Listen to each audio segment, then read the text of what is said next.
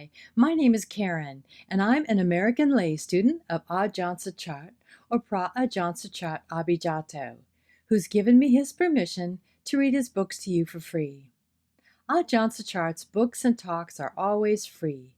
Any ads you may see or hear in this recording have been put there by the platform you are using to listen or view with for its own revenue, in exchange for letting us use their platform for free. Please forgive me for any mispronunciations of names, places, or words, and for any background noises, as I'm just making these recordings in my apartment with an unruly dog and in the middle of a city. The next section of Beyond Birth, Ajahn Suchart Abhijato, an autobiography published December 2021, begins on page 289 and starts with an introduction by the disciples of Ajahn Suchart Abhijato, who edited this book. The late morning of April 23, 2008, Lawangta Mahabua went to visit Ajahn Suchart Abhijato at Wat Yannasangwararam, Chonburi province. On that day, Lawangta engaged in Dhamma talk with Ajahn Suchart. The questions on that day were not the kind of questions to clarify certain issues, but were the kind of questions to reveal the moral principles and virtues that exist within the person. This way of questioning was used with people whom he had confidence in. Here is an extract from the conversation. Lawangta: people these days go to the concrete jungle, not the real jungle. A concrete jungle is claustrophobic. A jungle of trees is not. Staying here, like this among the trees, is comfortable. A concrete jungle is always trouble. I usually live in the mountains and forests, so it's lovely to visit a place like this. Where do you go out to receive morning alms? Ajahn Suchart: we take a ride to a village by the sea, sir. Lawangta: a village nearby? Ajahn Suchart: yes, sir, a village nearby. A car comes to pick us up and take us there. Lawangta: speak up! I can barely hear. This ear is deaf now. Someone can be speaking right in front of me, and I won't hear. Nowadays, this ear is a satellite orbiting very high up. Words are spoken, and I barely hear them. I just came here to visit because I happened to pass by this way, so I am taking the opportunity to visit the forest. I expected that our vehicle would be the only one here. However, there are quite a lot of them filling the parking lot. After visiting here, let's go check out the animals. There are lots of them here. Layman: Tan Pruak, a monk from Chonburi, is here, sir. Lawangta: Tan Pruak? Oh, such a good nose! Even the dogs can't compete. His one good thing is his nose. It goes wherever he goes. It's good wherever he goes. Come sit up here. How come your nose is so good? Coming up to this area, I didn't see any dogs. It must be because the monks' noses are better than the dogs. The dogs are no match and have shied away into the forest. Those who have not heard my style of speaking before will find it exciting, but I find it comfortable to speak this way. Tan Pruak, how did you get here? Pruak: my brother brought me here. I would like to invite you to visit your kuti at Pattaya, sir. Lawangta: Pattaya Shmataya, what a waste of time. Isn't this Pattaya? I went past it already. Here is more suitable for meditation. There are 4 or 5 monks here. The air is light, not too heavy from the forest, and you can observe the wildlife. Staying here is conducive to meditation, no? A place like this is suitable for shedding the kilesas. Homes and cities accumulate kilesas. This is the place to kill them. Meditation monks have to kill the kilesas. They come to stay like this, in the forest, in the mountains. It is very quiet here at night. Just being seated, one can hear one's heart beating. Toop-tap, toop-tap. As one starts meditating and gains calmness, the mind goes inwards while the heart goes on beating. Toop-tap, toop-tap. When not sitting in meditation, keep the mind within the body and don't let it wander, and one constantly hears the beating heart. When going about normally, the mind is right here with the body. It hears the beating heart clearly, and it knows when it has gone quiet, even when the mind has yet to be fully absorbed into oneness. Doop-tap, doop-tap. Then there is silence. The heart is still beating, but the sound has disappeared. The mind has gone deeper inwards and is finer than before. This is the real silence, complete silence, to the extent that there is no longer the body, which has become the space element, and is completely empty. Just sit with equanimity. Then when the mind has become fine to the fullest, it lets go of everything. There is no perception of the body nor its owner. Both the mind and body have become totally empty. All this can be experienced through meditation. When the mind has reached the stage where it is this fine, it knows everything. And it knows that it cannot be destroyed. All there exists is the tranquility of the mind, brilliant and radiating majestically within. Sometimes when I was meditating, the mind was as solid as a mountain at the stage of emptiness. This stage of total emptiness can be reached through contemplation of the body, and one sees that the mind is separate from the body. There is total emptiness. All there is within is the radiant brilliance of the mind. Amazement then arose in the mind, which exclaimed, "Wow! This is occurring in the mind. How can my mind be so wonderful?" It is indescribable. It is the one who knows.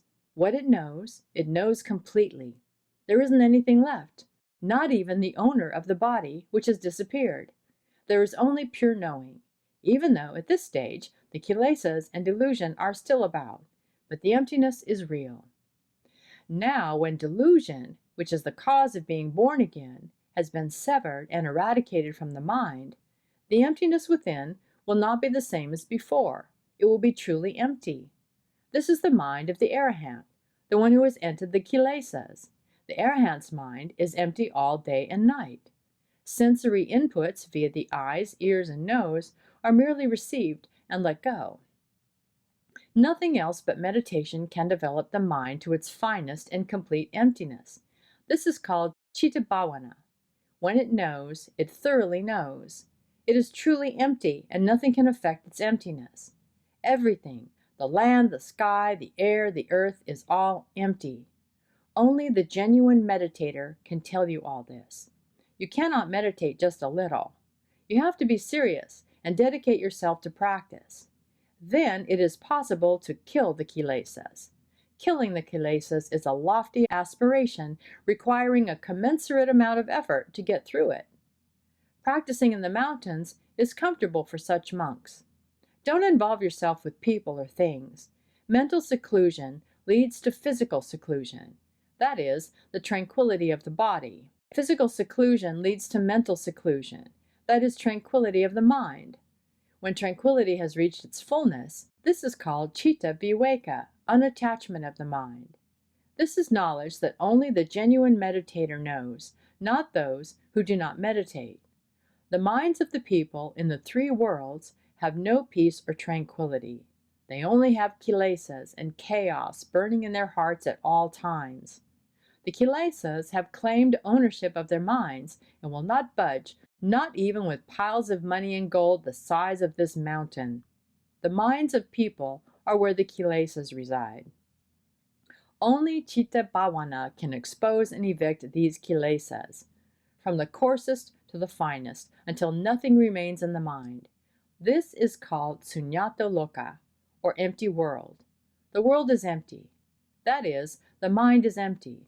The empty mind no longer attaches to whether the world is empty, but the deluded mind goes around claiming this is, and that isn't, this is good, and that is bad. But once the mind has uprooted delusion, it sees all this as empty. It's just like that. So, what about you? Is your mind empty yet? Open up. The teacher is opening the way for his student. The teacher is asking his student. The teacher is talking specifically to his student.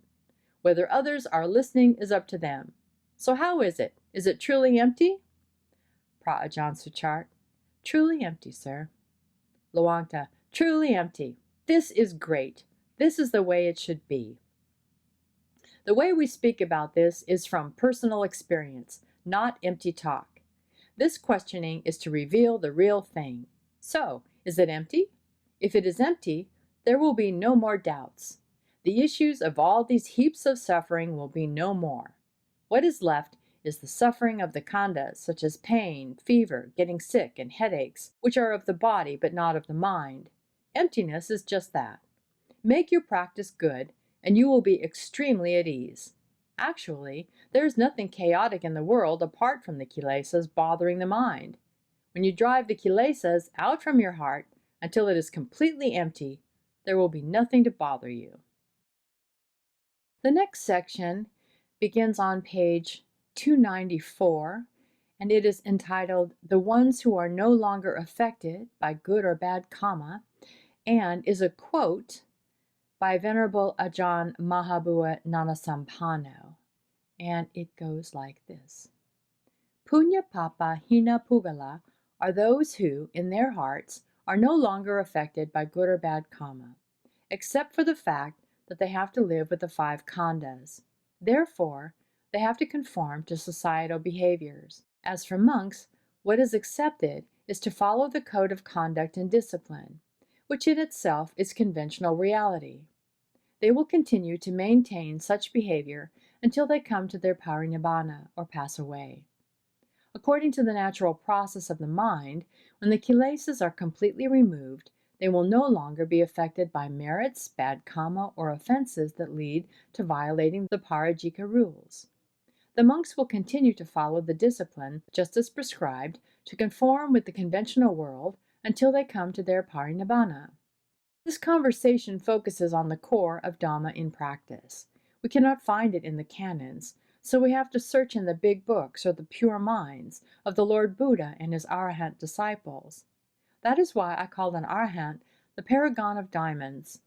If a monk has reached 100% Arahantship, he is beyond reproach for breaking the parajika rules, because he has arrived at the winning post, and there is no need to listen to any barking, if there is any. Just as there are still diamonds of the finest grade even now, there are also still monks who have truly realized Maggaphala through serious and dedicated practice. The Dhamma of the Lord Buddha is the marketplace of Maggaphala Nibbana. What else could it be? This marketplace is located wherever there is the Dhamma of the Lord Buddha. The marketplace of hell is located wherever shameless people stubbornly refuse to believe the teachings of the Dhamma. They dispute the Dhamma, don't accept the truth, and so the whole shameless lot ends up in hell. And that's the end of the quote by Venerable Ajahn Wat Yannasangwararam. The next section begins on page 296 and is titled The Core Matter, and we are back to the autobiography by Ajahn Suchart Abhijato. During my 9 years of staying with Luangta at Wat Tad, I was like a family member to him, seeing each other every day, going for alms, and having meals together. He noticed that I was not much into socializing with the others, and he was afraid that I would be ostracized. Therefore, he was kind enough to assign certain things for me to do. When I left Bantad to reside at Wat Yan, some people did not understand why I did not go to pay respect to my teacher whenever he visited a nearby place. It has been my way. Throughout my residence at Bantad, I kept to myself and never went to visit Luangta at his kuti. We only saw each other when we participated in the same activities. I tend not to be attached to other people. I only hold on to Dhamma. It might look like I am ungrateful, because when Luangta passed away, I didn't pay respects or attend his funeral. Why not? Because he is always in my heart, and I pay my respects to him every day. No need to go. For outsiders, it may seem strange, but really it is not. Having good teachers is a blessing. This is because we can depend on them for encouragement and advice. However, the real core matter of teachers is inside the Dhamma, not in the persons. We were deluded into clinging to them. We took their pictures for keepsakes to worship. But the teachers taught us that they are in the Dhamma. The Lord Buddha said, "He who sees the Dhamma sees me." Therefore, no one built a statue of him during his lifetime. They emphasized Dhamma. The Lord Buddha said, Dhamma and Vinaya, doctrine and discipline, will be your teacher after I am gone. Those who see Dhamma see me. Therefore, we should just abide by the teaching of Dhamma, because it is the genuine flesh and blood of the Lord Buddha. It is the genuine core of Luangta and of his teachings. His body is just the outer case like clothing that covers the body. His real self is the Dhamma. The next section begins on page 299, and the title is Where Destiny Has Taken Me. Kruba Ajahns are like leaves that gradually fall off one by one. New leaves will sprout to replace them, although how they will turn out is unknown at that point in time. The good ones will usually keep a low profile, out of high regard for their teacher. They would never overshadow their Kruba Ajahn. In Venerable Acharya Moon's spiritual biography, he says that in a vision he saw junior monks and novices stepping out of line and overtaking their teachers. Venerable Acharya Moon explained that in the future, monks and novices would show up and compete with one another for fame and attention.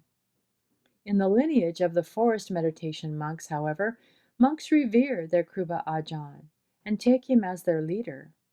During Luangta's time, as there were other Kruba Ajahns who were senior to him, he therefore rarely appeared in public. When these senior Kruba Ajahns had passed, Luangta then came out and took on the leader's role. No teachers want to be famous because it is tiring. It is better to remain unknown. As for me, I am not famous. I have resided here 30-some years, and no one knew of me. If Luangta had not mentioned me, no one would have known anything about me. Each individual has his own destiny. My destiny is to spread Dhamma through books and publications. I think this is good. I do not have to deal with a lot of people. When the day's Dhamma talk is over, my day is done. I do not engage further with anyone. Whoever invites me to go anywhere, I will not accept. This upsets people, which is actually good, because they do not come back.